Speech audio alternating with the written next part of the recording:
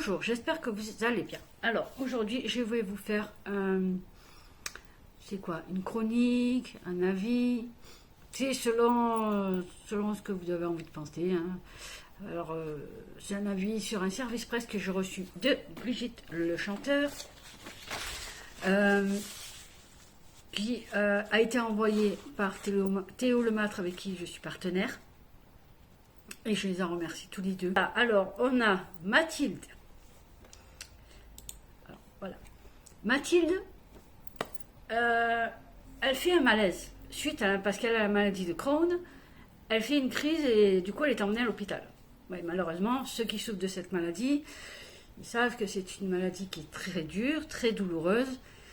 C'est affreux parce qu'ils souffrent. Et ils font des crises, il faut avoir une vie saine. Faut pas boire d'alcool, faut pas fumer forcément, faut pas une vie, faut faire des repas équilibrés.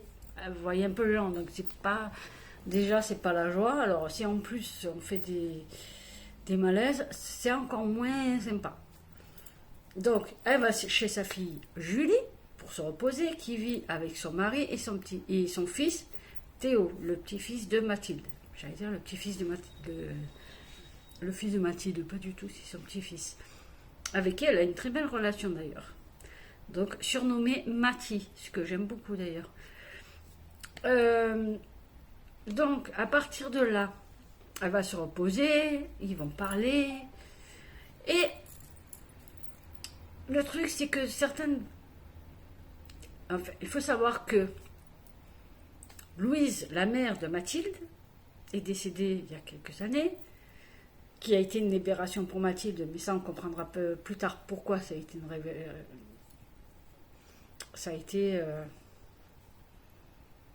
pourquoi elle a pensé ça, pourquoi c'était libérateur pour elle de se séparer de sa mère. Voilà, on comprend pourquoi en même temps. Voilà, après sa mort, elle a laissé sur son testament que voilà, il faut aller à tel endroit, vous allez trouver tel truc qui viendra dans une valise. Et en fait, tout ce qu'il y a dans cette valise, comment vous dire, c'est une bombe à retardement. Parce qu'on va découvrir des secrets. Je vous dis que ça. La Louise. Alors, comment vous dire? Louise, je vais vous parler d'abord de Mathilde. Parce que Louise, c'est après, ça viendra après. Alors, Louise, elle va rencontrer Damia. C'est une amie d'enfance. Elle va la rencontrer, elle a 6 ans. Elle est au CP. C'est une petite fille qui a tout perdu lors d'un tsunami. Elle vient avec ses parents vivre chez son oncle à Paris. Parce qu'en Inde, là-bas, il y a eu un tsunami. Donc, ils n'ont pas trop le choix. Et elle va à l'école, donc elle est un peu à l'écart parce qu'elle ne connaît pas, elle ne parle pas bien la langue, tout ça. Et entre Damien et Mathilde, ça va se coacher quasiment tout de suite. Sauf que problème se pose. La maman Louise, comment dire, elle est raciste. Et pas qu'un peu. Même elle est très, très, très, très, très raciste. C'est une horreur. Cette bonne femme, c'est une horreur. Et donc, en tant que raciste, que je ne comprendrai jamais, mais bon, pourquoi pas, c'est son choix après tout, elle ne veut pas que sa fille fréquente la petite Damia. Mais ils sont 6 ans 6 ans. Pourquoi tu veux l'empêcher? C'est à l'école qu'elle la voit. Tu veux l'empêcher de la fréquenter? Elle n'a que 6 ans. Comment on peut empêcher un enfant de 6 ans de fréquenter quelqu'un qui est dans son école et dans la même classe qui plus est? C'est pas possible. Donc, derrière le dos de la maman, Mathilde et Damia ne vont jamais se perdre de vue. Même si la mère croit que... Parce que Mathilde, c'est une maline. Voilà, c'est bien. Et c'est pas fini. Oui, parce qu'il va elle va faire des choses, Mathilde aussi. Elle va rencontrer... Un jour, elle est chez Damia pour une fête un peu spéciale. Et elle rencontre plus ou moins... Elle le voit à la fenêtre, en fait. Il va devenir en quelque sorte son cousin, puisqu'il doit se marier avec une de ses cousines, à elle, à Damia. Vous avez suivi? Donc Damia a une cousine, Régie. Raji. Comment ça? Oui, Raji. Voilà. Donc, elle rencontre. Donc, je disais, elle va rencontrer Prem, qui va devenir le cousin de Damia, puisqu'il doit se marier avec une cousine à Damia. Voilà. On va y arriver. Donc, Damia a une cousine, Raji, qui doit se marier avec Prem. C'est la fille du meilleur ami du père de Prem. Voilà. Les deux meilleurs amis, ils ont un garçon et une fille, ils ont décidé de les marier. Le mariage arrangé, vous voyez ce que c'est. C'est la merde, mais bon, je vous dis, c'est archaïque et ça marche encore dans certains pays. C'est bien dommage, mais bon, c'est comme ça. Bon, parfois les mariages sont heureux, mais des fois c'est un désastre. On préfère ne penser qu'au mariage heureux. Hein. Voilà, on va pas gâcher tout ça. Donc, ces deux-là, ils se sont pas parlé pourtant ce jour-là. Hein. Ils se sont pas parlé, mais ils se sont vus et ça a été le coup de foudre. Ouais, le coup de foudre existe. Oui, j'ai moi-même eu un coup de foudre, c'est pour ça. Il y a très longtemps. Mais, Julia, si tu passes par là, je te fais des bisous. Donc, on reprend, on arrête les bêtises. Donc, ces deux-là ont un coup de foudre réciproque. Seulement, Damia a 16 ans à l'époque, 17 ans. Et lui, il en a 20. Et il faut savoir qu'à l'époque, ils ne sont pas majeurs parce que la majorité est à 21 ans. Ça se passe quand même à l'époque... Voilà. Et donc, ces deux-là, ils sont pas faits pour être ensemble en fait. Ils n'ont pas la même culture, ils viennent pas du même pays. Il est promis à quelqu'un d'autre. Donc, ils n'ont rien pour eux, mais ils vont quand même se voir. Ah ben oui, on se doute bien qu'ils vont se voir en cachette. Ah, forcément, sinon il n'y a pas d'histoire. Aucun intérêt, je vous dirais. Donc, ces deux-là, ils vont se voir en cachette et leur amour va grandir au fil du temps. Il n'y a qu'une... Damia sera au courant, mais elle ne sera pas d'accord, donc elle va un peu freiner niveau amitié, vous voyez, elle va un peu... pour ne pas être prise en défaut, si vous voulez. Et il y aura la nurse, enfin la nurse, la nounou, hein, bien sûr, mais vous comprenez, comme ils sont riches, on dit une nurse, bien sûr. Enfin bon, bref, avec qui Mathilde a une très belle relation. C'est un peu relation de petite sœur à grande sœur, vous voyez. Elle a commencé, la nurse, la nounou, elle a commencé à 18 ans et elle est partie, elle avait, je crois, 30, un truc comme ça. Donc, elle est partie, elle s'est fait virer parce qu'elle a aidé Damia, enfin, elle a aidé Mathilde à sortir, à aller à un concert. Et la mère, vous pensez bien, que ça ne lui a pas plu. Sa fille qui sort, fou, on ne sait jamais. On ne sait jamais, elle peut se faire tripoter, on ne sait pas ce qui peut arriver. Il va falloir qu'elle se détende, la maman, hein, ou qu'elle enlève le bâton qu'elle a. Voilà, hein, vous m'avez compris. Donc, soyons un peu plus sérieux. Donc, la nurse, la nounou est au courant. Et la chose qu'elle lui dit, qui m'est restée, c'est fuis ta mère. Fuis le plus loin, le plus vite possible, ne te laisse pas embarquer, enfin un truc comme ça. C'est pas exactement les mots exacts que j'emploie, mais comme quoi, voilà, fuis. Mais fais attention, parce que si ta mère est capable du pire. En fait, voilà, c'est ça. La mère, elle est capable du pire si jamais elle sait que sa fille fréquente Prem. Sachant qu'elle est raciste, voilà, ça va être un peu... Bon, la mère va finir par le savoir, hein, mais ça, on le sait plus tard, qu'elle était au courant. Donc, Mathilde, après le bac, elle fait quoi? Elle se casse, elle va rejoindre Prem, qui lui, entre-temps, est parti en Inde, parce qu'il a des choses à faire là-bas, que je ne vous dis pas. Donc, elle va faire un road trip de plus de 3000 km en voiture, en plus. Ouais. Mais en voiture. Voilà, c'était plus... Mais elle partira pas seule. Elle partira avec un ami de confiance de Prem et d'autres personnes. Ils partiront à 2 voitures avec qui ça va bien se passer, ils vont bien s'entendre, ils ne vont pas avoir de disputes, tout ça. Et quand elle arrive en Inde, en fait, c'est complètement un dépaysement total. C'est-à-dire, elle arrive avec des gens très sympathiques, engageants, qui vous parlent, qui peuvent vous rendre service, qui ne vous volent pas. Comme c'est bien quand dans certains pays, c'est quand vous arrivez, on essaie de vous voler, il faut être réaliste. Et là, pas du tout. C'est comment dire, c'est un pays d'amour en fait. Pays d'amour. Il n'y a qu'à voir, hein, ils respectent énormément les vaches, qui sont sacrées chez eux, en Inde. C'est limite si on vous tue pas si vous touchez à une vache. Ah oui, il faut pas. Ah non, faut pas déconner. Mais ouais, j'ai été complètement dépaysée et j'ai ressenti toutes les émotions. J'ai tout ressenti en fait. J'ai l'impression que j'étais dans le corps de Mathilde, que je voyais l'histoire à travers ses yeux à elle. C'est bizarre comme sensation, hein, de voir les paysages, pas les odeurs parce que j'ai pas d'odorat, mais tout, d'être à l'intérieur d'elle et d'être émerveillée quand elle est émerveillée, d'être triste en même temps qu'elle, d'être heureuse en même temps qu'elle. C'est bizarre comme sensation, mais... Et à un moment, bon, plus tard, Prem va rencontrer la mère.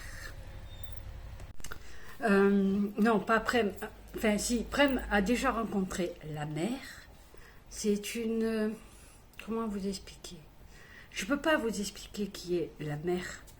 La mère de tous, c'est comme une sorte de guide spirituel, mais pas vraiment en fait. On pourrait penser à un gourou d'une secte, mais en fait pas du tout. Quand elle vous regarde, enfin, en fait il faut lire pour comprendre de quoi je parle. Je vous conseille fortement pour mieux comprendre. Mais en fait quand cette personne-là vous regarde, vous êtes imprégné d'une... comment vous expliquer ça?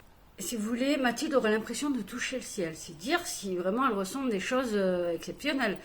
Et moi, j'ai ressenti une paix intérieure, vraiment une paix, la paix. J'ai l'impression d'être en paix avec moi-même. C'est une paix intérieure, une communion. Comment vous expliquer ça? C'est tellement étrange de ressentir ça en lisant un livre. C'est la première fois que ça m'arrive de ressentir cette sensation d'apaisement, d'être bien, d'être...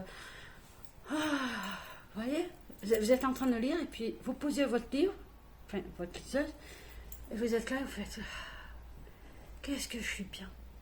Voilà, il n'y a plus de soucis, il n'y a plus rien, tout va bien. C'est de paix, de détente, d'amour aussi. Et vraiment, c'est très très bizarre de ressentir un truc pareil. J'ai jamais ressenti ça dans un livre, vraiment. Mais là, je sais pas. Je sais pas ce qui s'est passé à ce moment-là. Mais j'ai envie de vous dire encore, donne-moi encore de cette sensation-là. Tellement c'est bon, c'est puissant, c'est intense, c'est merveilleux. C'est merveilleux. À un moment, on a les larmes aux yeux. Enfin, moi, du moins, parce que c'est comme mon avis, toujours pareil. J'ai ressenti tellement d'émotions, j'ai les larmes aux yeux. Et après, c'est comme quand vous allez vous coucher, comme une sorte de grosse fatigue qui vous tombe dessus. Parce que toutes les émotions redescendent, forcément. Et du coup, vous avez la fatigue qui vous tombe dessus. Bah oui, forcément. Mais c'est tellement bon, ça fait tellement du bien. Bon, ça, ben, hein, on ne peut pas contrôler les chiens quand ça voilà, hein, ça va boire, ils ont vu quelque chose qui ne leur plaît pas. Ensuite, je vais vous parler de celle que je n'aime pas. Louise. Voilà, beaucoup mieux avec les cheveux attachés. Donc, Louise, cette mère, façon de parler, parce que elle est tellement dure, difficile, raciste, exigeante. Elle est... Comment vous dire? Autoritaire, stricte, anti-oxygène, castratrice, toxique, tout ce que vous voulez. Et encore manipulatrice. Manipulatrice, oui. Ah, ça, pour manipuler son monde, c'est la championne. Hein. Alors ça, on peut dire ce qu'elle veut. Mais alors, chapeau. Moi, j'ai chapeau quand même, parce que pour arriver à faire tout ce qu'elle a fait, elle est sacrément intelligente hein, aussi, il ne faut pas l'oublier. Parce que tout ce qu'elle a fait, il faut vraiment en avoir dans la caboche pour imaginer à l'avance de... Alors, je vais faire ça, ça, ça et ça. Comme ça, ma fille, elle n'aura pas d'autre choix que de ça, ça, ça. Champion du monde. Voilà. Franchement, ouais, champion. Mais voilà. Quand Mathilde est partie donc en Inde, la mère, enfin Mathilde a écrit une lettre. Elle avait prévu des lettres. Et quand sa mère reçoit la sienne, elle lui a répondu, hein, très jolie, hein, la lettre, froide, j'ai trouvé quand même froide la lettre, mais jolie. Et elle finit par, je suis difficile, raciste, exigeante et riche, je ne lâche jamais. Autant vous dire que là, ça pue, hein, comme on dit, ça pue. Et on saura plus tard, en fait, parce que, du coup, je ne vais pas vous en dire plus, parce qu'il faut le lire, le périple, ça fait des allers-retours entre le passé et le présent. On a, si vous voulez, les secrets au compte-gouttes. Ce que je trouve très intelligent, et c'est très bien, même si j'aurais préféré que ce soit marqué passé ou présent, mais bon, c'est comme mon avis à moi, hein. Ça n'empêche pas la lecture, je le rassure tout de suite, on n'est pas perdu, on sait très bien à quelle époque on est, si c'est avant, après, on le sait très bien, c'est juste moi, mon impression à moi. Donc, je peux pas tout vous raconter parce que sinon, ça serait spoilé. Déjà, je vous en ai dit beaucoup plus que sur la chronique écrite, mais c'est fait exprès. Mais sachez que le véritable amour ne meurt jamais, vraiment. On va découvrir le passé de Louise, qui n'est pas très reluisant non plus. Déjà jeune, elle n'était pas nette la petite fille, hein, mais bon. Il y aura beaucoup de... En fait, on va se rendre compte que Louise, la mère de Mathilde, a fait beaucoup de mal en fait à sa fille. Elle dit l'aimer, mais en fait, elle lui a fait énormément de mal. À un moment donné, Louise a dû couper les ponts quand elle était mariée. Pas Louise, Mathilde a coupé les ponts avec Louise parce que quand elle a eu sa fille, donc Julie, disons que la grand-mère a voulu se mêler de l'éducation de sa petite fille. Et ça, Mathilde a dit niet, pas question. Et le mari de Mathilde non plus, hein, parce qu'il n'était pas question que ces deux-là. Enfin, que Louise se mêle de l'éducation de leur fille, il n'en est pas question. Donc elle a dit allez, on arrête tout, on arrête les frais, c'est bon, rentre chez toi, laisse-moi tranquille. En gros, hein. Et donc pendant des années, elles ne se sont pas parlé. C'est une bonne chose parce que je pense que vraiment, elle aurait pu ruiner le mariage de sa fille. Vraiment, elle aurait pu tout gâcher. Vraiment. Les scènes de sexe, il n'y en a pas. Enfin, si, il y en a, mais elles ne sont pas décrites. C'est-à-dire, on sait qu'ils font l'acte, mais c'est pas décrit. Mais la façon dont c'est amené, j'ai trouvé ça très joli. Très c'est romancé, mais avec des mots et des phrases. En fait, on se rend compte, je sais pas moi, les échanges de corps, le partage de l'âme, j'en sais rien, des petites phrases. Mais c'est pas ces phrases-là qui ont été dites, hein, qui sont écrites, mais c'est façon à moi de vous expliquer en fait. C'est communion de deux corps, c'est magnifiquement dit, c'est très poétique, je trouve. Vraiment. Vraiment, je trouve ça très poétique et c'est surtout très agréable de voir, pour une fois, qu'il n'y ait pas de sexe détaillé. Je trouve, heureusement d'ailleurs qu'elle ne soit pas détaillée parce que je trouve que ça aurait gâché un peu ma lecture. Parce qu'il y a des moments, les scènes de sexe, c'est très bien. Je ne suis pas contre, au contraire, j'aime beaucoup quand il y a les scènes de sexe. Mais dans certains livres, ils ne sont pas nécessaires. Et dans celui-ci, c'était pas nécessaire de les décrire. Parce que ça n'avait aucun intérêt. Quel est l'intérêt? Là, dans celui-là, le livre, je vois pas... Non, pas du tout. Après, voilà, on va voyager avec Mathilde. J'avais vraiment l'impression d'être en Inde avec elle. Hein. Je vous l'ai dit, j'ai l'impression d'être en elle et de vivre ce qu'elle vivait, le road trip, les couleurs, les sensations. Mais vraiment, j'ai beaucoup aimé voir l'évolution de Mathilde, de son caractère un petit peu soumis, on va dire ça comme ça, caractère un peu soumis, à une Mathilde qui se rebelle, qui devient elle-même, enfin, qui se révèle à elle-même. Et ça, j'ai trouvé ça très bien, de voir l'évolution des personnages. J'aime beaucoup quand les personnages évoluent. Je trouve ça vraiment très agréable de voir s'ils évoluent en moins bien ou en mieux. Et là, effectivement, c'est en mieux. Elle a pris un peu du carafon, hein, comme on dit chez nous.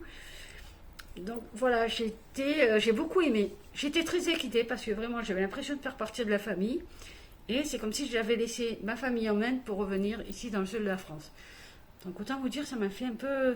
Et il y a des moments où voilà, j'ai dû poser ma liseuse. Non pas parce que l'histoire n'était pas bonne, mais parce que je voulais pas finir l'histoire trop vite. Je me suis dit, je vais faire une pause. Bon, elle a duré un jour la pause. Hein. Je me suis dit, je vais faire une pause, histoire de savourer, de laisser de laisser, d'avoir ce goût-là de ce livre, de le savourer. Vous savez, comme un bon gâteau au chocolat, quand on l'ouvre et qu'il y a le chocolat qui coule. C'est un peu comme ça, voilà. Je veux laisser... j'ai voulu profiter un peu de ce chocolat coulant pour finir par le lire, le finir forcément. C'est dommage, j'aurais bien... Je sais pas, j'aurais bien aimé...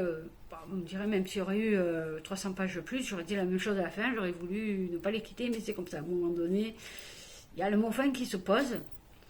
Et la fin vraiment est très touchante.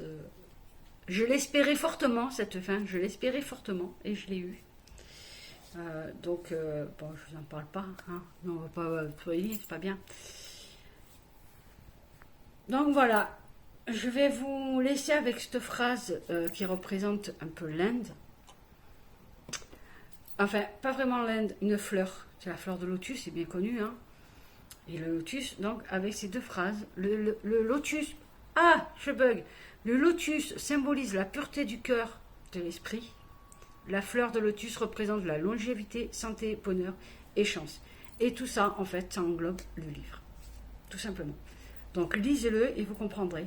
Et la couverture, elle est juste mais magnifique. La première fois que j'ai vu la couverture, j'ai ressenti un apaisement. J'ai pas compris. Je me suis dit, qu'est-ce que c'est que ça? J'en ai parlé à l'auteur, j'ai dit, mais ta couverture, elle m'apaise. Apparemment, c'est... Parce que l'auteur est allé en Inde, elle ne raconte pas des conneries dans son livre, puisqu'elle y a été, dans tous les endroits qu'elle décrit dans son livre, elle y a été. Donc, elle connaît, elle sait de quoi elle parle, et la couverture, c'est une des photos qu'elle avait faites. Et elle a bien fait de mettre celle-ci, parce que vraiment, elle est très très belle, j'aime beaucoup. Donc, voilà, donc, tout ce que je vous dis, c'est, allez-y, lisez-le, c'est un vrai dépaysement, c'est un bol d'air frais, c'est vraiment bien. C'est une histoire d'amour atypique, comme on en voit peu. Et c'est bien dommage. Et franchement, j'ai eu beaucoup d'émotions. Et lisez-le, voilà. Je ne peux pas vous dire plus. Lisez-le, vous ne le regretterez pas. Franchement, vous ne le regretterez pas, parce qu'il est vraiment très très bien. Donc, sur ce, je vous souhaite de bonnes lectures. De ce livre aussi, hein, accessoirement. Et je vous dis à bientôt, mais surtout prenez soin de vous, parce que c'est vraiment le plus important.